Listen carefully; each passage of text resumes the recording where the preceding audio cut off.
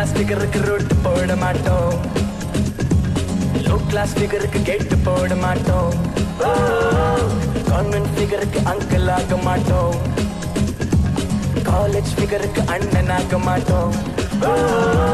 Daddy சொல்ல மாட்டோமே, mummy சொல்ல மாட்டோமே, ATM machine தான் சொல்லுவோமே. தாடி வைக்க மாட்டோமே, ஷேவும் பண்ண மாட்டோமே, நாலு நாடு தாடியோட அலைவோமே. யாரு இல்லைங்க, நம்பி யாரு இல்லைங்க, நாங்கள் எல்லாம் நடுவுலங்க.